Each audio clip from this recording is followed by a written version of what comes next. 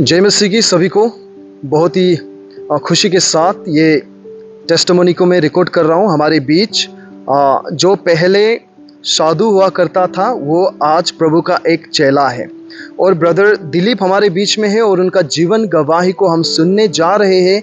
और हम उम्मीद करते हैं, मैं उम्मीद करता हूँ और मैं विश्वास करता हूँ कि ये गवाही के द्वारा बहुत से के जीवन में प्रभु काम करेगा।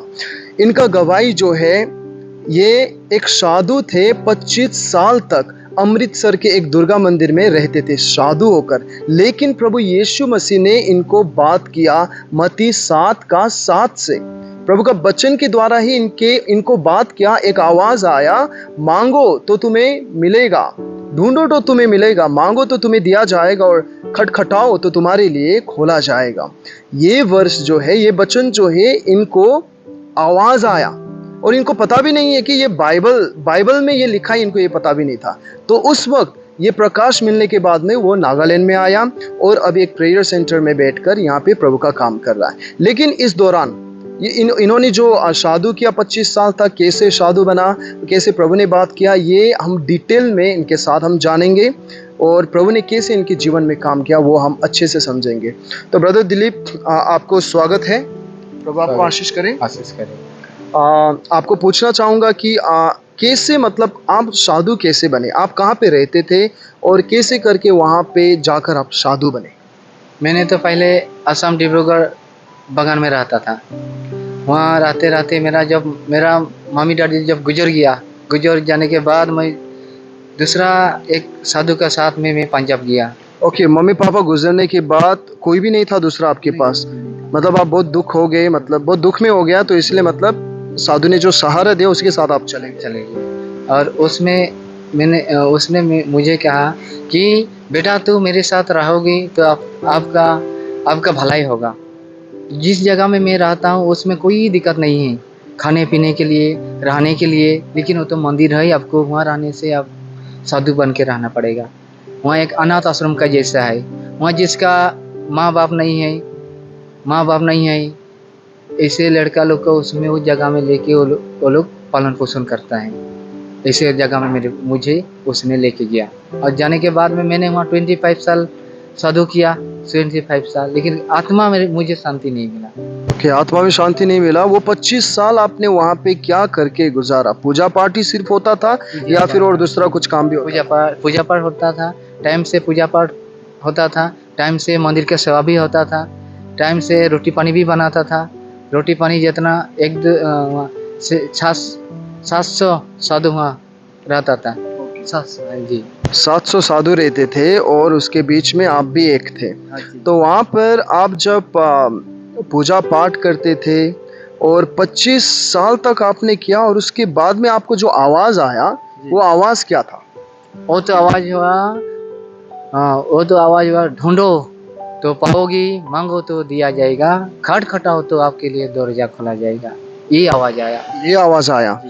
तो ये आवाज़ जो है, ये बाइबल मत्ती 7:7 में लिखा हुआ है, तो उस वक्त आपको पता था कि ये बाइबल में से आया हुआ है? मुझे पता नहीं था। आपको बिल्कुल भी पता नहीं था? मुझे पता नहीं था। ओके, तो उसके बाद में जब ये आवाज़ आया उसके बाद में आपने पूजा पाठ करना छोड़ दिया? ये आवाज़ क्या है उसे ढूंढना शुरू किया या फिर क्या हुआ उसके बाद? मैं तो पूजा पाठ करने छोड़ दिया। उसके बाद ये आवाज़ कहाँ से आया, ये मैंने अपने मन में मैंने बातचीत किया। ये आवाज़ तो आया लेकिन इंसान को तो मैं देखा नहीं, कहाँ से आया ये ढूंढने के लिए बहुत कोशिश किया लेकिन मुझे मिला नहीं। लेकिन अभी पंजाब से आके जब मैं यहाँ आया तो मैं सचमुच में मिला। तो आप पंजाब से उस दिन से जब ये आवाज़ आया उस दिन से किस लिए, मतलब कारण क्या था कि मतलब आपने पूजा पाठ छोड़ दिया? मतलब ये आवाज़ आने के बाद पूजा पाठ करने का दिल ही नहीं हुआ? दिल नहीं हुआ। मतलब आप ये आवाज़ क्या है, मतलब इस चीज़ में ही मतलब आप गंभीर से सोचते रहे? जी। ओके, तो उसके बाद में वहाँ से आप नागालैंड फिर वापस कैसे आए? वापस में तो ट्रेन से आए। ट्रेन से जब आया, आने के बाद में जब दीमापुर मैंने पहुँचा, उसमें मैंने नागा आदमी लोग को पूछने लगा, जे भाई मैं तो चर्च में जाने चाहता हूँ। तो वो लोग मेरे को देख के बोला, अरे अब तो साधु है, अब कैसे चर्च में जा सकता है? अब तो साधु है, एक तो साधु है, एक तो सन्यासी है, ये ऐसे कपड़े में अब तो जा नहीं सकता, कैसे जा सकता है आपको एक क्रिश्चियन आदमी का चर्च में? ऐसे बोलने लगा। तब ऐसे बोल के मैं वो लोगों के साथ में ज़्यादा बातचीत नहीं किया, मैं आगे तरफ चलते रहा। तो उसके बाद में जब आपने जाके उसके बाद में आपने चर्च देखा और चर्च के अंदर आपने प्रवेश किया। जी, जी, जी, ओके, जी। वो चर्च का नाम था वो चर्च गॉस्पेल फेथ नागामिस जी, चर्च जी, था। जी। तो वहाँ पे जाने के बाद में आपने प्रभु यीशु मसीह को वहीं पर ग्रहण किया। हाँ, वहीं पे ग्रहण किया। वहीं पे ग्रहण वहीं पर किया। जी। मैंने एक वीडियो भी देखा, वो जी, जी, वीडियो जी। ये डिस्प्ले पे आपको प्ले कर देता हूँ। जी। तो वहाँ पर आपने अपना कपड़ा-वपड़ा सारा कुछ उतारा सारे उतरा। और कपड़ा का भी आपने हृदय का परिवर्तन हुआ पहले जी, तो, जी, जी। उसके बाद में कपड़ा भी आपका भेष का भी परिवर्तन जी, हुआ जी, है जी, जी। और जो माला वगैरह था सारा कुछ आपने सारे कुछ निकाल जला दिया दिया, वो। सारे कुछ वहाँ निकाल दिया। ओके, सारा कुछ वहाँ पे जी। निकाल दिया। तो उसके बाद तो वहीं पर आपने निर्णय किया कि प्रभु यीशु मसीह को ग्रहण करना है। ग्रहण करना तो ये है। जी। मत्ती 7 का 7 जो आवाज़ आया आपको कैसे पता चला कि वो कहाँ पर लिखा है, कैसे पता? किसी ने बताया या फिर वो बाइबल में मिला आपको? वो तो जब यहाँ जो प्रार्थना सेंटर में जब आया, इसमें यहाँ आके ही मुझे बाइबल में मिला, ये ओके, सचमुच में ये परमेश्वर का वचन है। ओके, वो गॉस्पेल चर्च में ग्रहण करने के बाद आप यहाँ पे फास्टिंग लेने जी, के लिए जी, आए। फास्टिंग लेने के आए। तो जी, फास्टिंग लेने के लिए आए, उसके बाद में यहाँ पर ही आपने बाइबल पढ़ा और तब आपको पता चला कि पता चला। जो जी। आवाज़ आपको उधर में परमेश्वर ने प्रकट किया था, जी, जी। वो असल में बाइबल के द्वारा से है दोबारा बोल से के मैंने आपको जी, पता तब चला। पता चला। Okay, okay. तो अभी पहले आप साधु थे ना? जी। पहले आप साधु थे। लोगों ने जब दीमापुर टाउन में आए कि लोगों ने बताया कि आप तो साधु हो, कैसे आप चर्च में जाओगे? तो जी, चर्च जी। में किसने रुका आपको साधु ना कोई हो नहीं बोल रुका, के? किसने नहीं रुका कोई ना? नहीं तो रुका। चर्च में कोई भी रुकता नहीं है, चाहे वो पंडित हो, चाहे वो साधु, जी, चाहे वो उसका कपड़ा फटा हो, चर्च में कोई भी रुकता नहीं है। आप जी। जैसे दिल का भी हो, जैसे भी हो, आप चर्च में आ सकते हो। जी, जी। ये बात तो एक है। जी। और दूसरी बात ये है कि यहाँ पर आप फास्टिंग में बैठने के बाद में यहाँ पर वहाँ से यहाँ पर आए, जी। तो वहाँ पर आपने जो साधु 25 साल किया और यहाँ पे आया हुआ 3-4 महीना ही हुआ है। जी, जी। तो ये 25 साल और 3-4 महीना में क्या फ़र्क आपको मिला? फ़र्क तो बहुत जो फ़र्क आपको मिला। वो 25 साल में नहीं मिला, वो यहाँ पे 3-4 महीना में क्या आपको मिला? 3 अभी जब मैं साधु था, साधु में जितना मेरा फ़ायदा नहीं हुआ, यीशु मसीह का ग्रहण करके मेरा ज़्यादा फ़ायदा हुआ। किस प्रकार का फ़ायदा? कोई किसी ने आपको पैसे दिया प्रभु में आने नहीं, के लिए नहीं, या घर दिया, ज़मीन दिया, कुछ इस पैसा प्रकार का नहीं, फ़ायदा है? किस प्रकार का फ़ायदा? परिवर्तन का, अपना मन का परिवर्तन। मन का परिवर्तन का फ़ायदा। जी, जी, जीवन सैल्वेशन का जी, ना, जी। अनंत जीवन का। अनंत जीवन के लिए तो जो साधु में नहीं मिला वो आपको प्रभु यीशु मसीह में मिला। मिला। जी। यदि 2-3 शब्द में आप कहेंगे यीशु मसीह में क्या मिला तो आप क्या कहेंगे? क्या मिला आपको यीशु मसीह में? मुझे जितना दिन मैंने पंजाब में रहते समय आनंद और शांति नहीं मिला था, यीशु मसीह में आके मेरे को आनंद, शांति, मुक्ति, उद्धार और एक जो अनजान में जो मैंने अंज अनजान में जो पूजा पाठ किया था 25 साल, उसको उसको अनजान में ही किया है, मैं जानते हुए तो किया नहीं। इसीलिए मैं यीशु मसीह को माफ़ी माँगता हूँ कि यीशु मसीह में जब मैंने आया, यीशु ने जैसे मेरे को पंजाब से निकाल के ला के फिर दीमापुर में जैसे एक गड्ढा में डाल के रखा है, इसमें मुझे बहुत आशीष और कृपा बहुत भरपूर मिल रहा है। ठीक है, कहने का मतलब ये है कि 25 साल जो साधु किया उसमें शांति, आनंद भी नहीं था, मुक्ति भी उनको नहीं मिला, परंतु जब प्रभु में आया तो प्रभु ने उनके जीवन में उद्धार किया। तो प्रभु ये काम करता है, प्रभु अपने वचन के द्वारा काम करता है। हम देख सकते हैं कि मत्ती 7 का 7 से ही प्रभु ने उनसे बात किया, वचन के बाहर से बात नहीं किया, वचन के अंदर से ही, बाइबल के अंदर से ही बात किया। और उनको ये बात का बिल्कुल भी अंदाज़ा नहीं था कि असल में ये आवाज़ जो आया ये बाइबल की ओर से ही है, ये बाइबल में लिखा गया है, ये उनको पता भी नहीं था। लेकिन जब वो दीमापुर में आए, वहाँ से वो परमेश्वर ने जो बातें किया और वहाँ से उनको मन बना कि दीमापुर में आने का, ये सब परमेश्वर का योजना था इनके जीवन में, परमेश्वर का योजना था। तो इस प्रकार से वहाँ से आके और इस प्रकार से यहाँ पर अभी प्रभु का सेवा कर रहे हैं।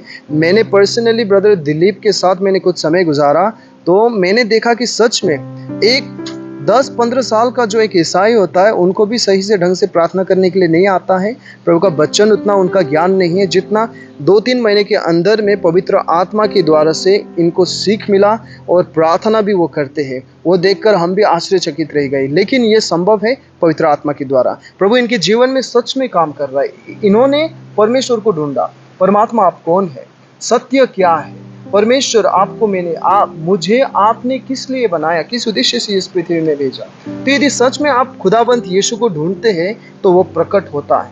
यदि आप ईश्वर को ढूंढते हैं तो वो प्रकट होता है हमारे जीवन में। ब्रदर दिलीप की गवाही से ये हम समझ पाए।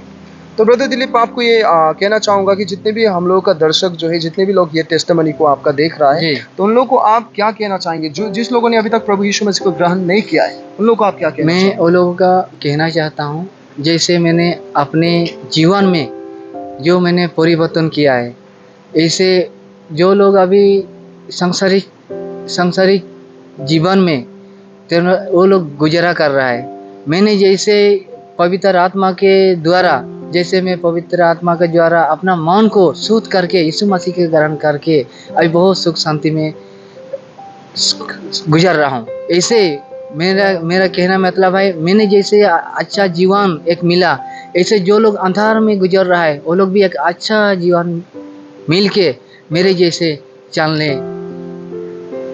और फिरे, ऐसे मैं वो लोग को दुआ दे रहा हूँ। ठीक है, जैसे कि आप लोगों ने सभी सुना कि ब्रदर दिलीप दास का गवाही कैसे करके परमेश्वर ने अद्भुत रीति से उनको एक साधु से प्रभु यीशु मसीह का चेला बनाया। सच में प्रभु आज भी हमारे जीवन में काम करता है। यदि आप और मैं सच्चे दिल से परमेश्वर को, उस परमात्मा को ढूंढेंगे जिसने हमें बनाया, तो वो हमारे जीवन में प्रकट होता है। तो मैं आप सभी को ये गुजारिश करना चाहूँगा कि समय होते ही आप भी अपने परमेश्वर को ढूंढिए। बाइबल कहता है कि समय होते ही तुम अपना सृष्टिकर्ता को ढूंढो तो तुम पाओगे। तो ये मैं आपको उत्साह देना चाहूँगा कि समय होते ही आप अपने सृष्टिकर्ता को ढूंढिए। प्रभु यीशु मसीह को कहिए कि प्रभु आप हो कौन, मैं आपको जानना चाहता हूँ, मैं आपको पहचानना चाहता हूँ, आप मुझ पर प्रकट हो। तो प्रभु आपके जीवन में निश्चय काम करेगा।